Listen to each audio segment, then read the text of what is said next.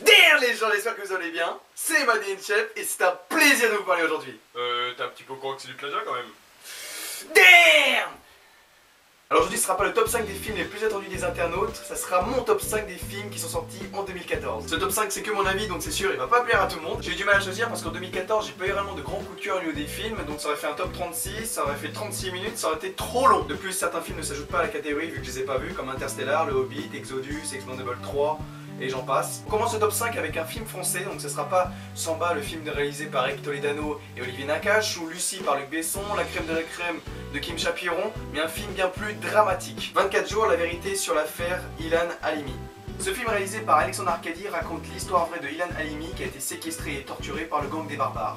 J'ai trouvé dans ce long métrage un très bon jeu d'acteurs comme Zabou Bretman ou Pascal Elbé. On retrouve aussi Sylvie Testud, Jacques Gamblin. Mais en dans mon top 5 en 2014, c'est le film qui m'a le plus ému. D'une part parce que c'est une histoire vraie et de l'autre j'étais complètement captivé et carrément ancré dans cette histoire qui était complètement bouleversante. Position 4. On passe avec une production américaine. Et voilà, c'est tout. La vie rêvée de Walter Mitty. Donc le film a été sorti le 1er janvier 2014, donc comme ça on est réellement dans les règles de 2014, on a vu que c'est le premier, donc voilà, moi j'ai fait, voilà, j'ai fait. Réalisé par Ben Stiller, avec lui-même en tant qu'acteur, donc là c'est vraiment un film plutôt comique, comédie dramatique, aventure. Plutôt aventure, le mec en fait il sait même pas quoi dire ce qu'il dit, il est devant sa caméra, il dit des trucs, il sait même pas ce que c'est. Donc c'est l'histoire de Walter Mitty, on s'en doute vu que c'est dans le titre. Ouais merci. Donc en fait c'est l'histoire d'un homme qui est ordinaire, donc un monsieur tout le monde, qui a une vie quotidienne et en fait ce personnage rêve d'une autre vie. Je m'explique, il en a marre de son train-train quotidien, donc pour cela il s'évade à travers des rêves extravagants, mais il est confronté à une difficulté professionnelle et pour cela il va devoir prendre son courage à deux mains et grâce à cela il va devoir embarquer dans un périple incroyable.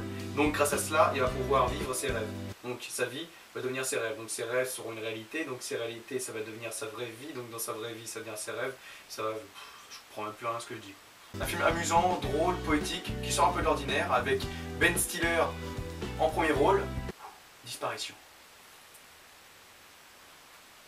Suivi de Kristen Wiig, Shirley MacLaine et Adam Scott. Numéro 13.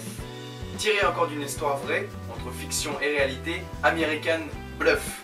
Film réalisé par David Russell, qui a entre autres fait le film Happiness Therapy, que j'ai pas tellement apprécié. Ça arrive, mais aussi le film Fighter, pareil, que j'ai pas tellement apprécié. Ouais, ça arrive, je sais, ça arrive. Pour ce qui est du synopsis, waouh, c'est beau comme mot. Synopsis. Parle-moi de synopsis. Deux escrocs brillants interprétés par Christian Bale et Amy Adams se retrouvent obligés par un agent du FBI, Bradley Cooper, de s'infiltrer dans la mafia pour pouvoir piéger un homme corrompu, Jeremy Renner. On retrouve dans ce film l'actrice phare de Hunger Games, Jennifer Lawrence, mais aussi Monsieur Robert De Niro. Film comédie dramatique, thriller, inspiré d'une histoire vraie, une histoire passionnante d'une grande escroquerie des années 70, une ambiance 70, des musiques 70, un casting 5 étoiles et boum, on a American Bluff. On passe au top 2. Magicien. On part maintenant dans la science-fiction, je sais pas pourquoi j'ai fait ça, avec Edge of Tomorrow réalisé par Doug Liman qui a fait entre autres La mémoire dans la peau et Mr. and Mrs. Smith. Mr. and Mrs. Smith. Comme acteur principal on a Tom Cruise qu'on a déjà vu dans d'autres films de science-fiction comme Minority Report ou encore Oblivion. Dans un futur proche, les extraterrestres ont envahi l'Europe et semblent invincibles. Le commandant William Cage est envoyé sans explication sur le champ de bataille pour une mission complètement suicide. Il meurt au bout de quelques minutes sur le champ de bataille et est projeté dans une boucle temporelle, c'est-à-dire qu'il est condamné à revivre le même combat et à mourir indéfiniment. On retrouve différents genres de films dans celui-ci, donc c'est un peu un film hybride. Le scénario est bien ficelé, la mise en scène est sympa, les acteurs tiennent leur rôle et tu saupoudres tout ça d'un petit peu d'humour, ça donne Edge of Tomorrow. Et pour le premier, bon, on va traiter de cinéfix ou de mec qui met que les blockbusters dans son top 5.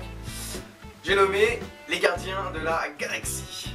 Film réalisé par James Gunn 2, raconte l'histoire de 5 aventuriers qui vont devoir se rallier pour pouvoir vaincre le puissant Ronan.